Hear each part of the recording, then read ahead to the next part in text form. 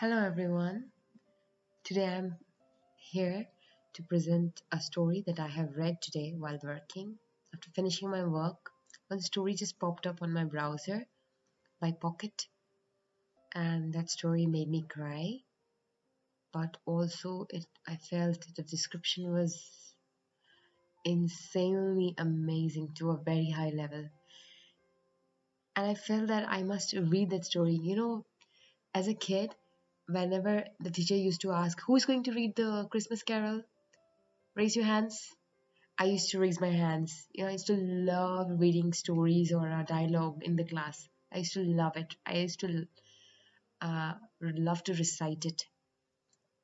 So I want to present this story. This is not my story. I have not written it, or I'm just narrating it, what I read. I think this story must be heard by many people. This story reminds me that life is so different. Uh, Life has such a different angle as well. Very, very, very different angle. So let me start it.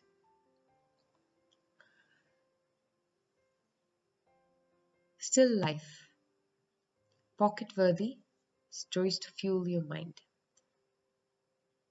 In 1973, the whole country was gripped by the tragic story of John McClamrock, a high school football player paralyzed during a violent tackle.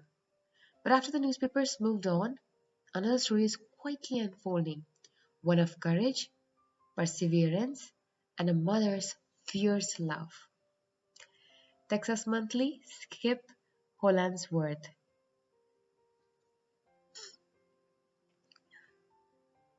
Okay. Compared with the glistening two-story mansions that surrounded it, the house looked like something from another time. It was only 2,118 square feet. Its red brick exterior was crumbling, and its gutters were clogged with leaves. Faded, paint-chipped blinds sagged behind the front windows, next to the concrete steps leading to the front door. A scraggly banana plant clung to life.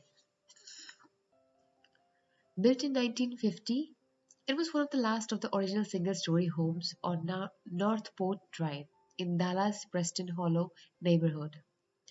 The new residents, almost all of them affluent baby boomers, had no idea who lived there. Over the years, they had they had seen an ambulance pull up to the front of the house, and they would watch as paramedics carried out someone covered in a blanket. A few days later, they would see the paramedics return to carry that person back inside. But they had never learned who it was or what had happened. Some of the local kids were convinced that the house was haunted. They would ride their bikes by the lawn at dusk, daring one another to ring the doorbell or run across the unwatered lawn. Excuse me. None of the neighbors knew that the mailman once delivered boxes of letters to the front door and that strangers left plates of food or envelopes stuffed with money. They didn't know that high school kids, whenever they drove past the house, blew their horns over and over. They didn't know that a church youth group had stood on that front yard one afternoon, faced the house, and sung a hymn. In fact, it wasn't until the spring of 2008 that they learned that the little house used to be one of Dallas' most famous residences, known throughout the city as the McClamrock House. It was the home of Anne McClamrock and her son John, the boy who could not move. On the morning of October 17, 1973, John McClamrock bounded out of bed, threw on bell-bottom jeans and a loud patterned shirt with an oversized collar, jumped into his red El Camino with a vinyl roof, and raced off to Hillcrest High School, only 6 blocks away. He was 17 years old, and according to one girl who had dated him, He was the all-American boy, just heartbreakingly beautiful. He had china blue eyes and wavy black hair that fell over his forehead. And when he smiled, dimple, dimples creased his cheeks. Sometimes when he sacked groceries at the neighborhood Tom Thumb, Hillcrest girls would show up to buy watermelons so that he would carry them out to their cars. On weekend nights, they would head for Forest Lane, the cruising spot for Dallas teenagers, hoping to get a look at him in his El Camino, or better yet, catch a ride. One cute Hillcrest blonde, Sarah All, had been lucky enough to go out with John on her first ever car date to play miniature golf. After he took her home, she called all her friends and told them she had trouble breathing the entire time they were together. That morning, John sat restlessly through his classes. When the lunch period bell rang, he drove to the nearest Burger King to grab a Whopper. He pushed buttons on the radio until he found the Allman Brothers' Ramblin' Man, turned up the volume, and pressed down on the gas pedal to get back to school. He walked past the auditorium, where the drama club was rehearsing Neil Simon's Plaza Suite, made a left turn, and then walked on toward the boys' locker room to put on his football uniform. John, or Clam, as he was known among his friends, had a game that afternoon. Early that summer, John had quit playing for the Hillcrest Panthers, so he could work extra hours at Top Thumb to pay off his El Camino. When he tried to rejoin the team at the start of his junior year, the coaches had ordered him to spend a few weeks on the JV squad. He was 5 feet 11 inches tall and weighed 160 pounds. He played tackle on offense, linebacker on defense, and he was the wedge buster on the kickoffs, assigned the task of breaking up the other team's front line of blockers. That afternoon, the junior varsity was playing Spruce High School, and John was determined to show the coaches what he could do. This was the week he vowed to his buddies that he would be promoted to varsity. On Hillcrest's opening kickoff, he burst through the Spruce blockers and zeroed in on the ball carrier. He lowered his head, and as the two collided, John's chin caught the runner's thigh. The sound, one teammate later said, was like a tree trunk breaking in half. John's head snapped back, and he fell face first to the ground. For the next several seconds, another teammate recalled, there was nothing but a terrible silence. Because there were no cell phones in that era, a coach had one of the players run to the high school's main office to call an ambulance. When it arrived 15 minutes later, John was still on the ground, his body strangely still.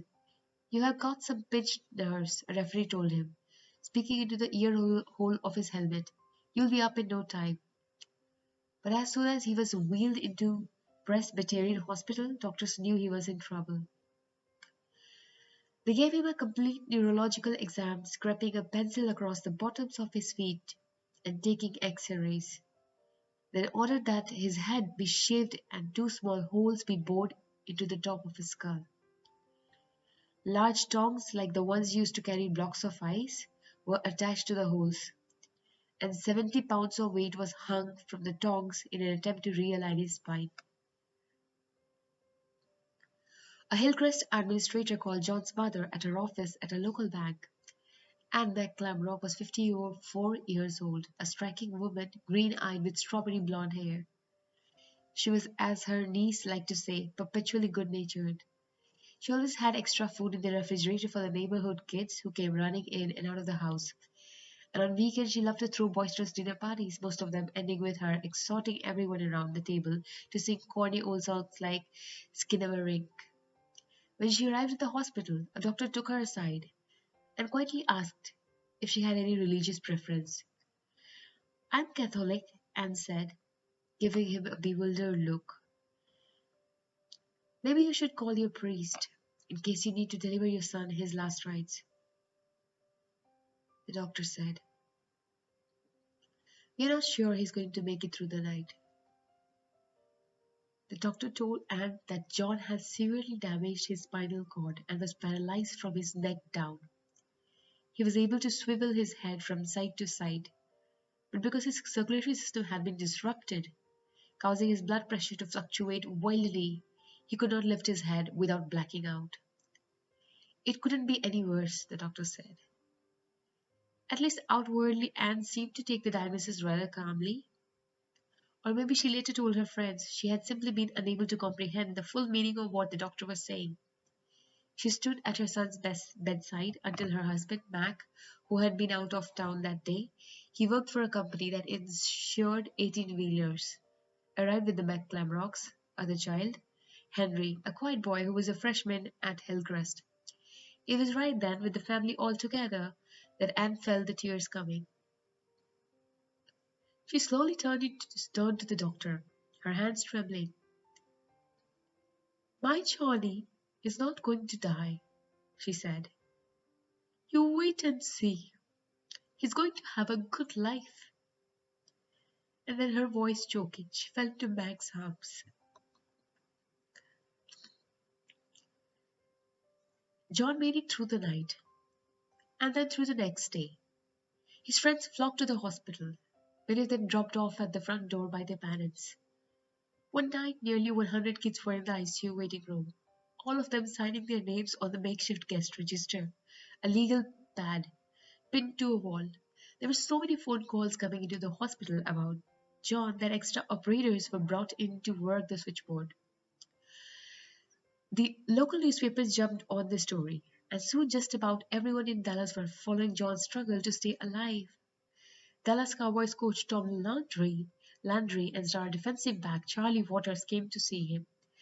The owner of the local Bonanza Steakhouse chain held a Johnny McClamrock Day, donating 10% of all the restaurant sales to a medical fund.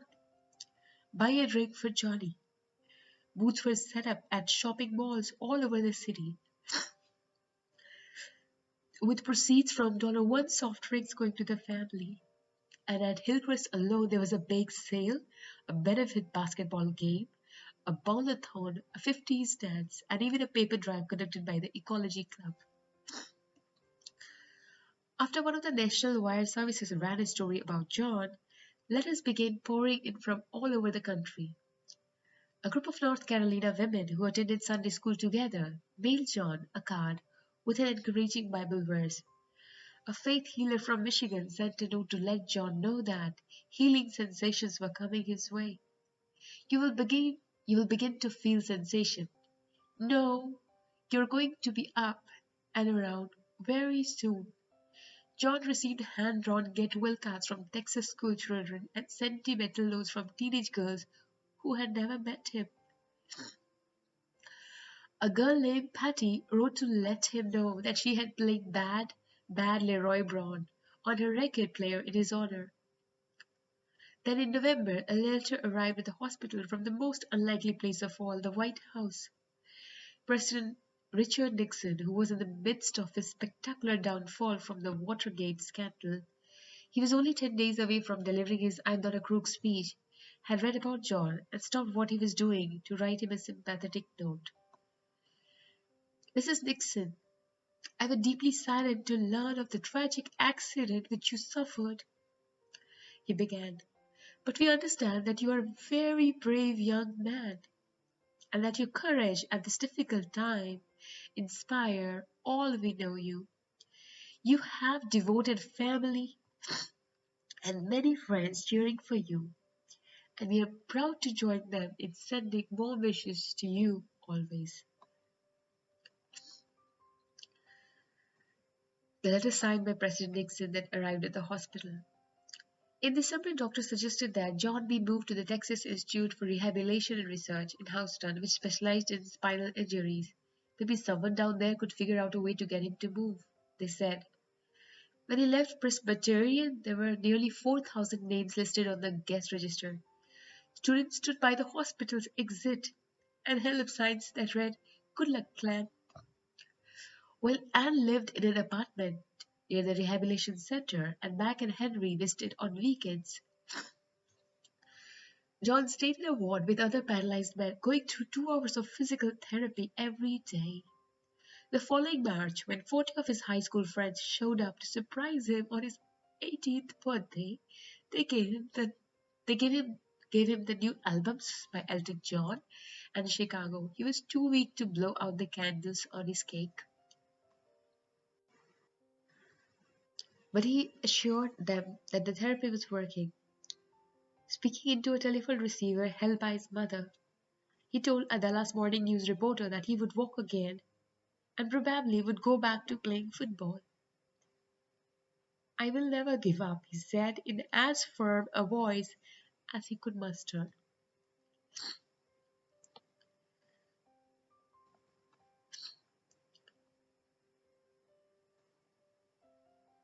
But late that spring, doctors met with Anne, Mac,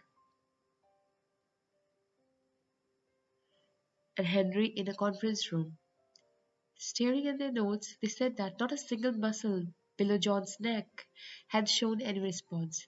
He still couldn't raise his head without losing consciousness, they added, which meant there was almost no chance he would be able to sit in a wheelchair. One of the staffers took a breath. We have found that 95% of the families that try to take care of someone in this condition cannot handle it, she said. The families break up. She handed them a sheet of paper. These are the names of institutions and nursing homes that will take good care of him. Anne nodded, stood up, and said, We will be taking Johnny home. Thank you. A relative arrived with a station wagon. John was loaded into the back, and the McLam Rocks returned to the Northport Drive, where a newspaper photographer and some friends were waiting. Mac, Henry, and a couple of others carried John, who was wearing his Hillcrest football jersey, into the house. They twisted him into a sort of L shape as they turned down the hall and turned again the guest bedroom, where they laid him on a hospital bed with a laminate headboard. To make everything look as normal as possible, Anne redecorated the bedroom, hanging photos on the wall of John in his uniform. On a set of shelves, she displayed footballs that had been autographed by members of various NFL teams, and she also placed the football from the Spruce game, which had been signed by his teammates. Because she had heard John tell his friends that he was determined to go hunting again, she had Mac buy a Remington 12-gauge shotgun, which she hung on another wall. Then she told her son, Here we are. Here is where you're going to get better. Wow.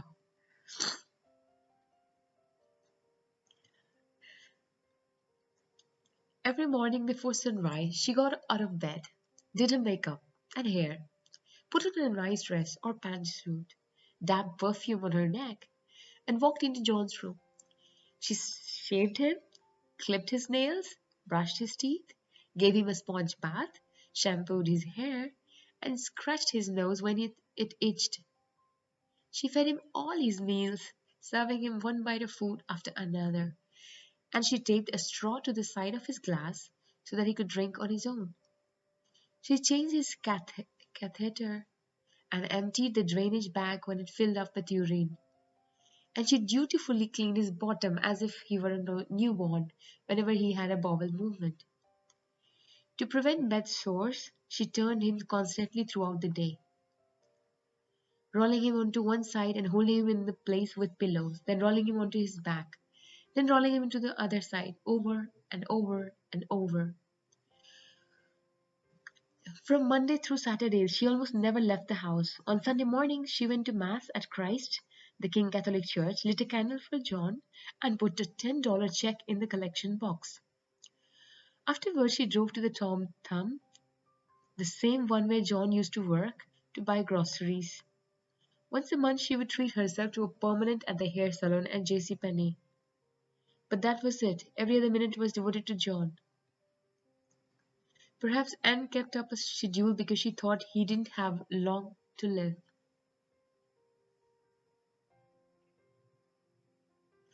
Within weeks after their return from Houston, he developed a kidney infection so severe it caused blood poisoning. An ambulance pulled up to the house. Paramedics ran inside, picked up John from his bed, and drove him to Presbyterian Hospital. Somehow he recovered, And when the paramedics brought him home, Anne kissed him on the forehead and said, "I'm so proud of you." A few weeks later, he developed pneumonia, which forced another trip to the hospital.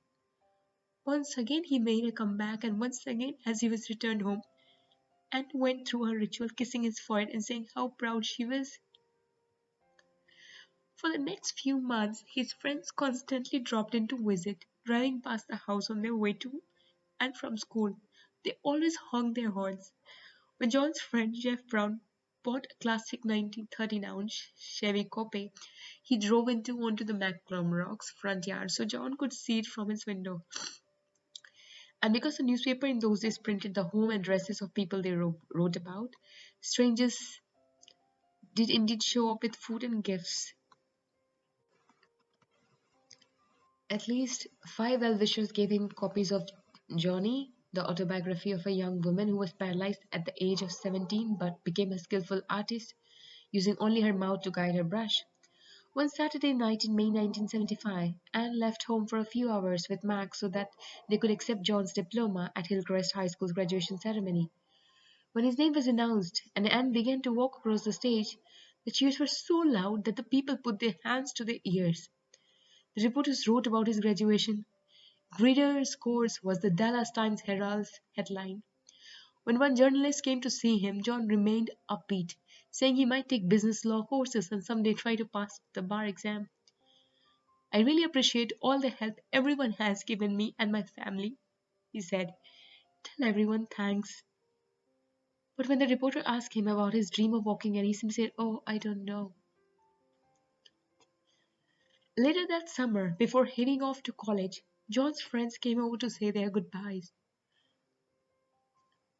In September, the sound of the crowds cheering at the Hillcrest football games on Friday night began drifting across the neighborhood. Although John's window was always shut, his mother didn't want pollen coming into the house because it might congest his already weak lungs. The sound slipped in anyway. John would listen to the band play the school fight song, and he knew exactly the place in the song where the cheerleaders would kick their long, beautiful legs. "Right there," he softly say, "right there." "Come on, Johnny, we can get through this," Anne would say when she saw that look of despair cross his face. She would often read to him her favorite lines from a Catholic book of devotion she owned. "You can find the good in what seems to be the most horrible thing in the world." God tells us that in all misfortunes we must seek the good. Acting hopeless is easy. The real challenge is to hope. She would also show him a small, well-worn card titled "Prayer of Thanksgiving," which she kept on her bedside table. The prayer ended with the lines, "Lord Jesus, may I always trust in your generous mercy and love. I want to honor and praise you now and forever. Amen." She told John that she read that prayer every night. We must pray for God's mercy. That's all we can do. But a lot of people who knew the McClellan's could not help but wonder if God had abandoned them. In 1977, during Henry's senior year at Hillcrest, doctors found cancerous lymph nodes in his neck. After removing them, the doctors told Anne and Mac that there was no guarantee the cancer was gone. A few months later, after paying his own visit to the doctor, Mac came home and told Anne that his nagging cough had been diagnosed acute emphysema. Anne couldn't believe what she was hearing. She had been married once before, right out of high school, and she had given birth to a son named Cliff, who was now grown. But her first husband had died of liver disease before she turned 30, and now here was Mac, the genuine love of my life. She liked to say, telling her he too was going to die. As Mac's breathing worsened, oxygen tanks piled up in their bedroom. In January 1978, he walked down the hall to sit with John.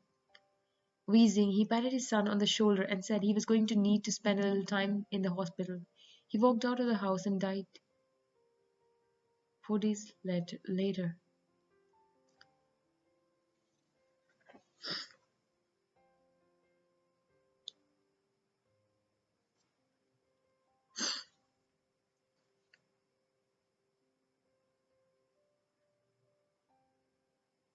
The funeral was held on a frigid afternoon. Anne dressed John in a suit he hadn't worn in 5 years and had him driven in a van to Christ the King Catholic Church.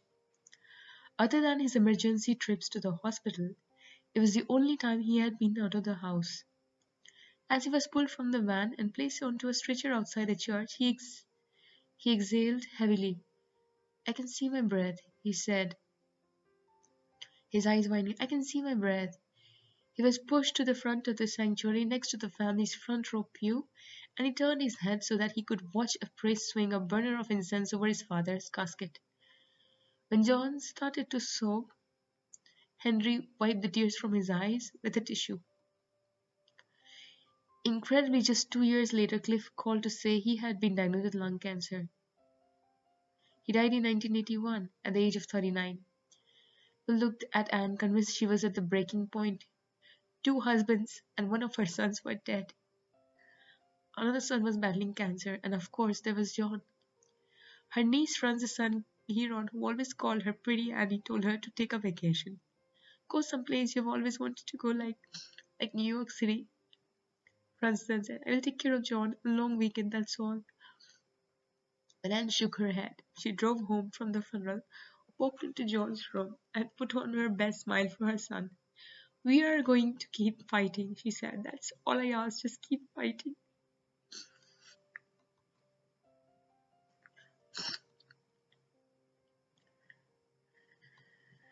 They lived on Social Security, disability benefits, and a little insurance money to help make ends meet, and who had never gone back to her bank job after Johnny's injury, found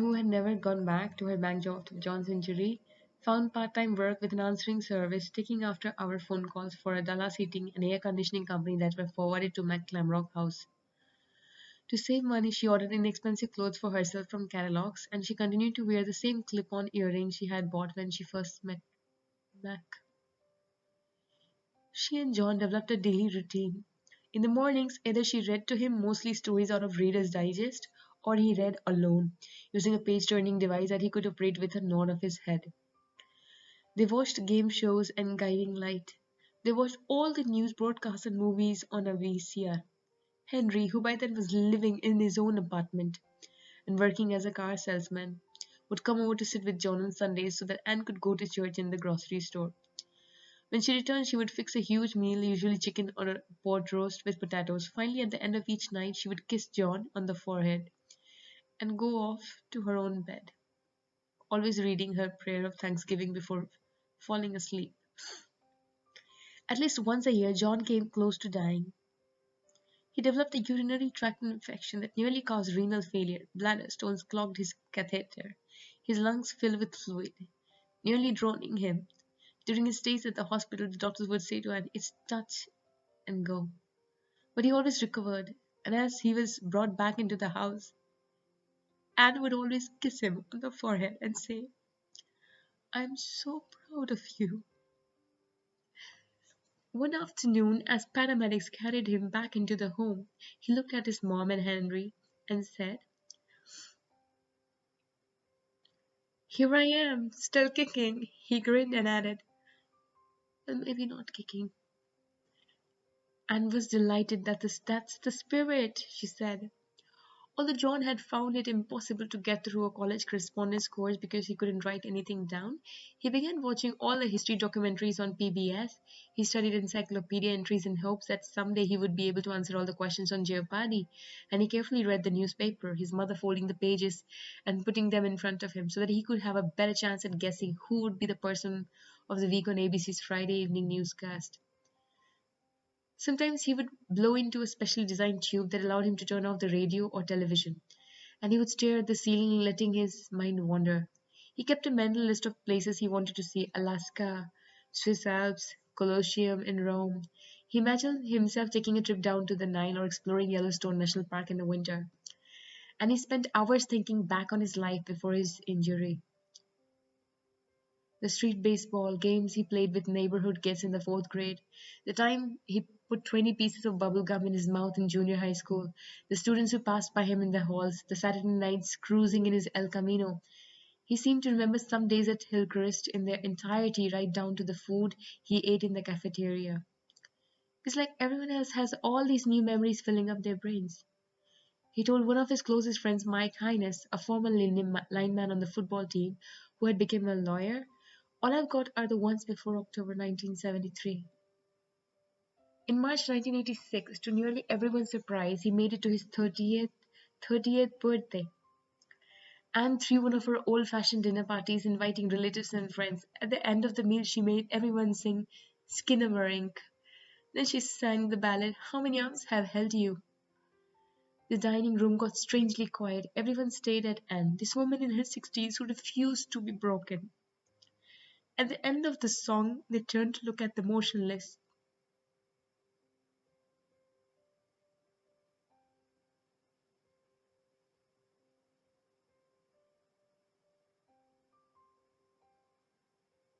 In March 1986, to nearly everyone's surprise, he made it to his 30th birthday and threw one of her old-fashioned dinner parties, inviting relatives and friends.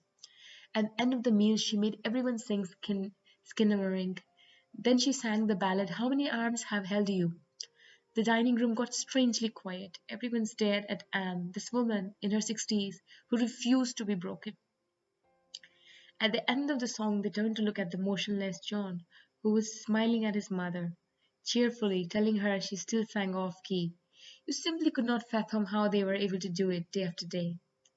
Anne's niece, Frances Ann, later said, I would say to pretty Annie, don't you ever feel overwhelmed? Aren't you even bitter at what has happened to you? And she would say, Frances Ann, we can either act hopeless or we can make the best out of the life we have been given.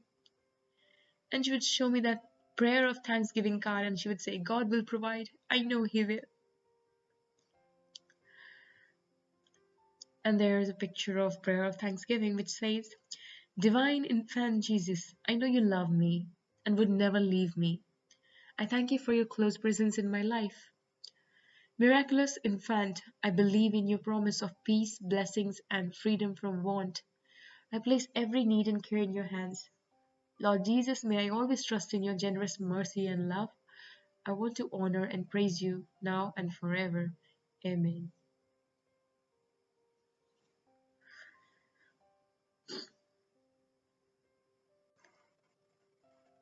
Another year passed, and then another. Around the neighborhood, older residents began to sell off their little houses to a new generation of wealthy Dallasites, who would almost immediately tear them down to build mansions with high ceilinged foyers and impressive great rooms. Ambitious young real estate agents would knock on the front door of the McClamrock home, and when Anne answered, they would tell her that they could get her a large amount of money if she would sell too. But she would quickly turn them away, their business cards still in their hands. I'm sorry, she would say politely, but this is our home. It is perfectly understandable that the new residents knew nothing about the McClamrocks. By then, John was no longer being written up in the newspapers. Reporters predictably had found other senseless tragedies to write about. In fact, by the time the 90s rolled around, a lot of people in Dallas who had once followed John's struggles had forgotten all about him. Many of John's classmates, the very ones who had flocked to the intensive care waiting rooms so many years ago, had also lost touch with him.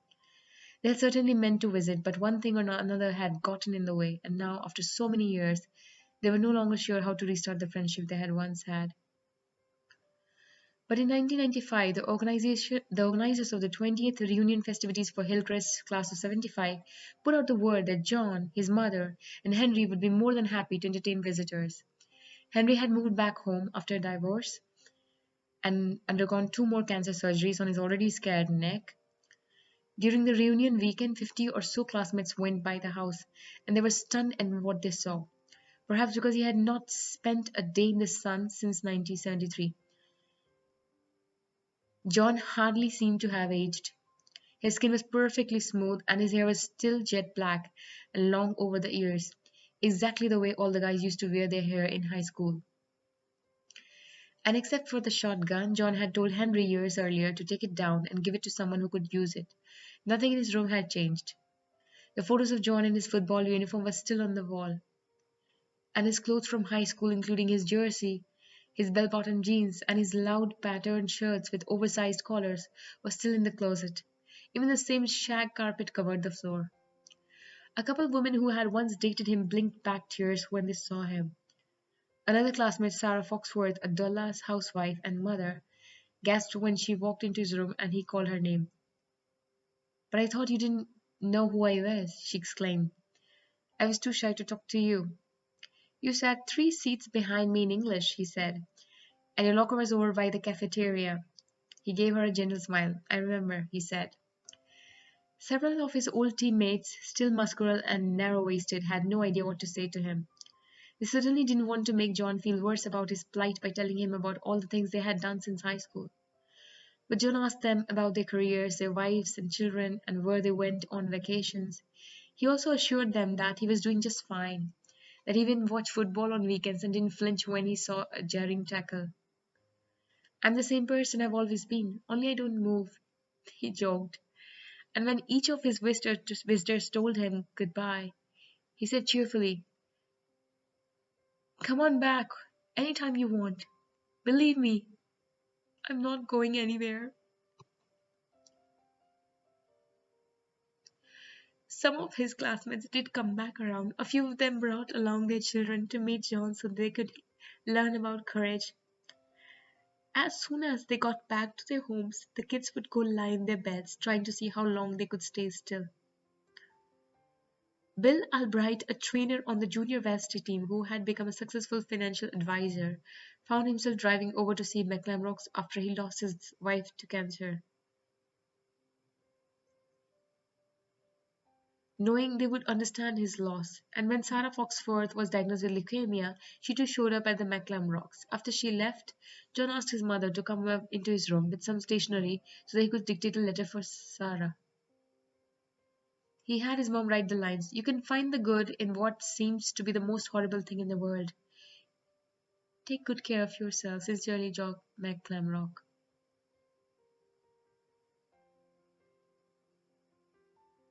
Christmas at the McLamrock's house in the early 80s with John, Anne, and sister Mary Ellen, hence Francis.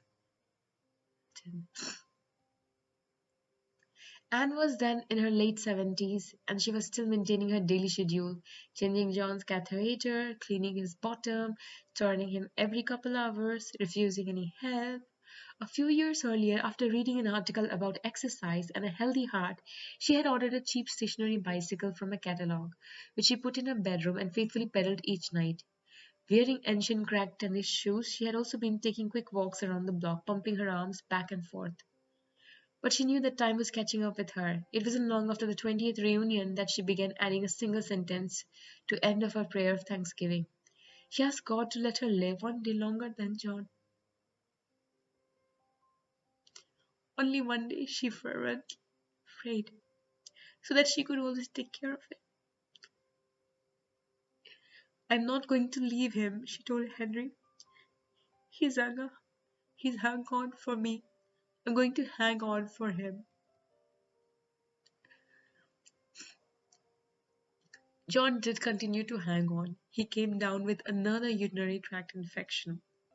His intestines suddenly twisted, which forced doctor to push a tube down his throat and pump everything out of his stomach to provide him some relief. He got a bad sore so severe that plastic surgery was required to mend it.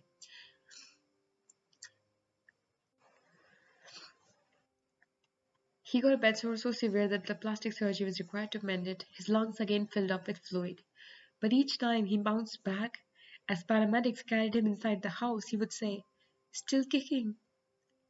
And his mother, following a ritual, would kiss him on the forehead and say, "I'm so proud of you." One afternoon, a pretty brunette named Jan Grunwald, who had been a classmate of John's, called and asked if she could visit. Jane had married soon after graduating from Hillcrest and spent 20 years trying to be what she described as the perfect PTA mom, raising 2 children in the suburbs, but her marriage had fallen apart and she was struggling. On their first visit, she and John talked for 2 hours. She began returning once a month, often wearing a lovely black dress, always bringing along Hershey's Kisses for John. Before she arrived, John would have his mother wash his hair, comb his mustache, dab some cologne on his neck, and then pull his bedsheet up to his chin so she wouldn't see his painfully thin body. Sometimes Anne would fix them cocktails.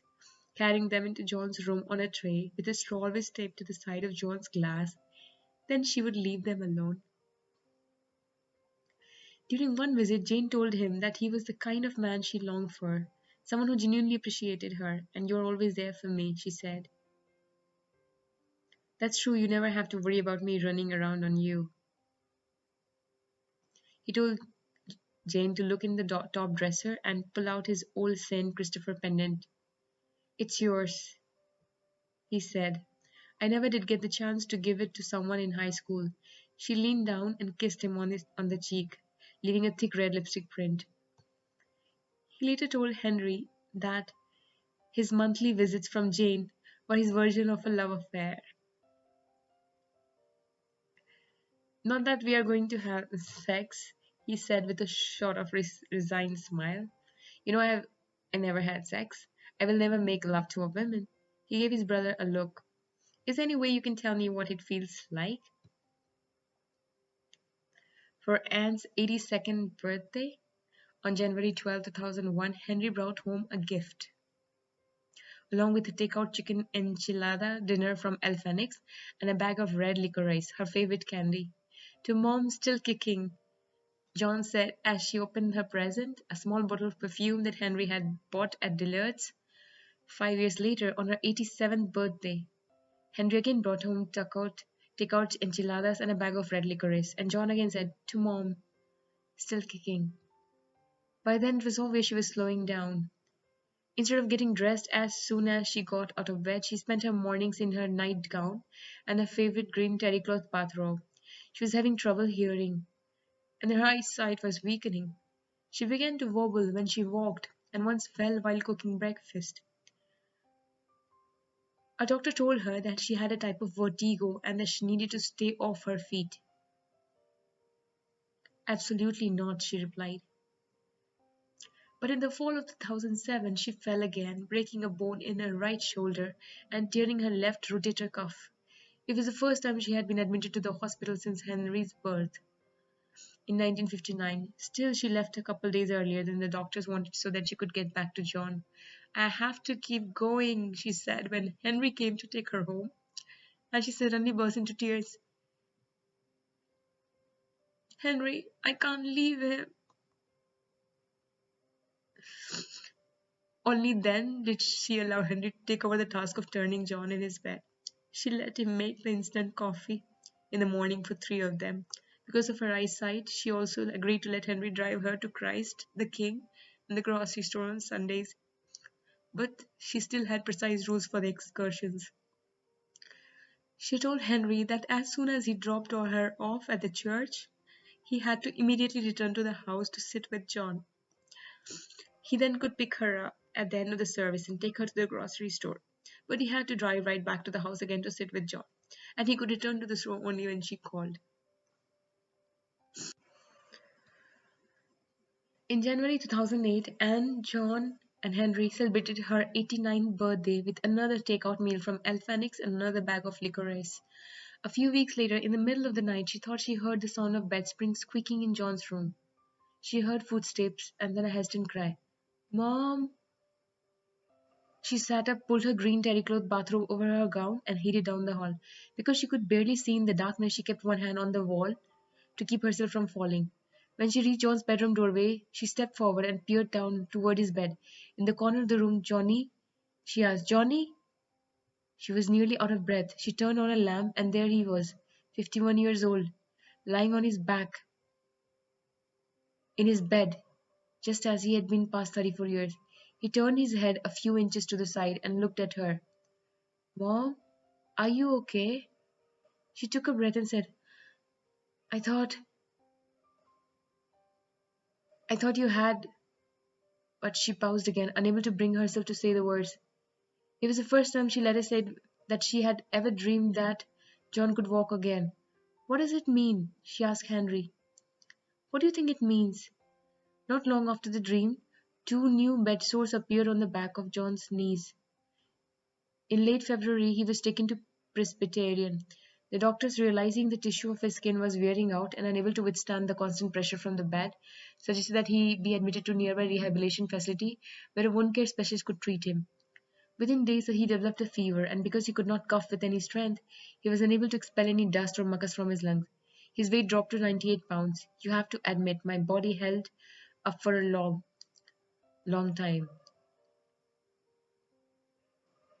he said when Henry dropped him to check on him. Come on now, you can get through this, Henry said, using one of their mother's phrases. All you have to do is keep fighting. Why don't you bring Mom over? John said. Have her look pretty. She would like for me to say her that way. John, are you giving up? There was a long silence. A foot cart rattled down the hall, and a nurse sneakers squeaked on the hallway floors. From other rooms came the beeps of heart monitors and the deep whooshing sounds of ventilators. We know about her prayer, John finally said. We know she doesn't want to go first. He looked at Henry and said, I need to go so she can.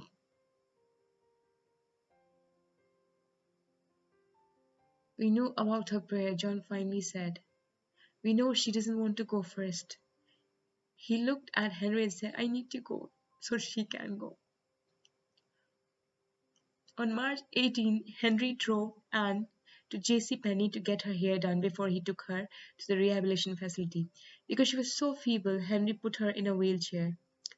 He pushed her into John's room, where she immediately began to check his catheter and inspect the bandages on his bedroll. Mom, it's okay. She smoothed John's hair along the temples.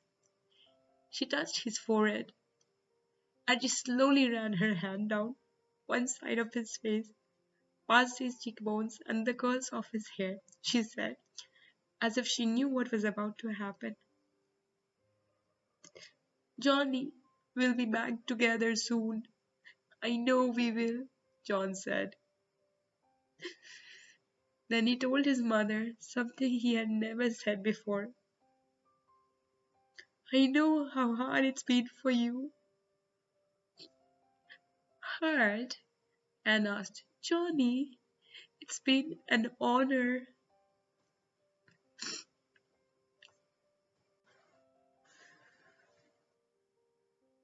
Then he told his mother something he had never said before. I know how hard it's been for you. Hard? Anne asked. Johnny, it's been an honor. Henry took her home, held her into her bed, and made sure she had her prayer of thanksgiving card.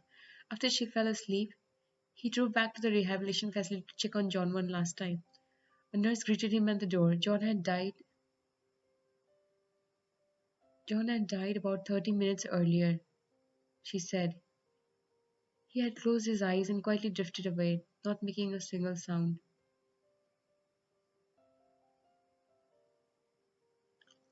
It was a standing room only for the funeral. Some of John's childhood friends had flown in from around the country.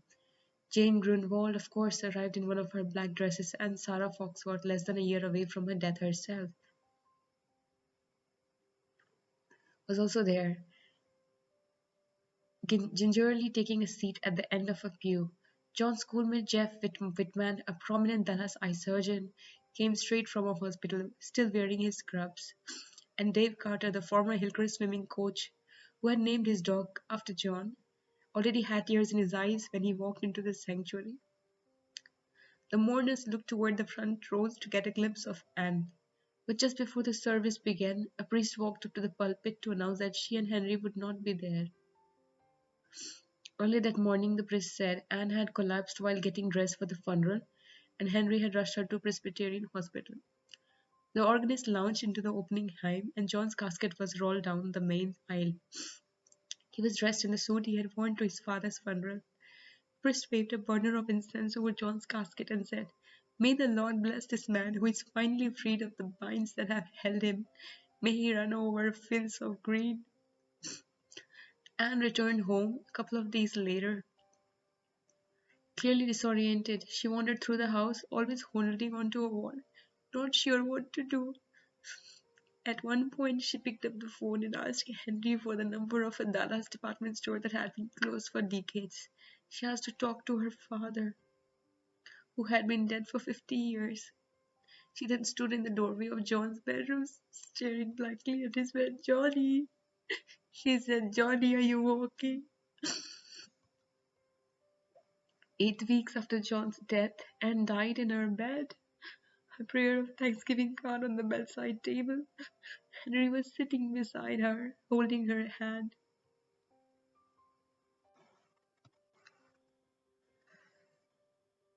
It, Henry was sitting beside her, holding her hand.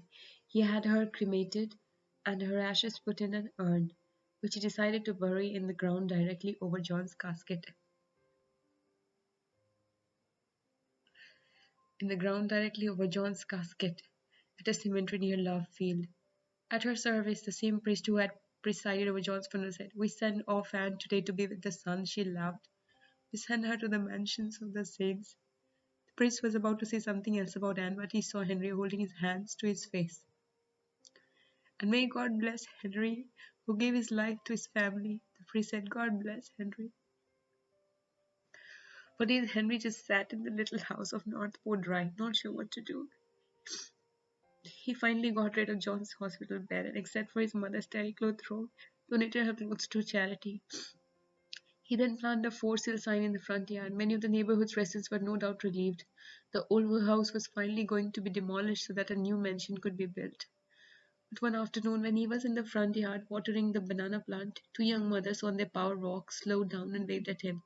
They said they had read a sports column in the newspaper elogizing the Maclam Rocks. "We're so sorry. We never got a chance to meet your mother and brother," one of the women said, grabbing Henry's hand. A few days later, a man got out of a luxury car, rang the doorbell, and told Henry he lived down the street. "If there's anything we can do for you, Let us know," he said. In March, a year after John's death, Henry still hadn't accepted any offers to sell. "I know I need to move on and get my life started again," he recently told a visitor while the two of them sat in John's room. "But I keep hearing Mop's and John's voices. In the mornings, I keep making 3 cups of instant coffee. When I go to the grocery store, I drive back home as fast as I can, thinking someone might need me." The visitor noticed that Henry had started remodeling, pulling out the old shag carpet and repainting the walls. Henry shrugged. "I don't know if I can ever leave," he said. "This has been a good home. It's been a very good home."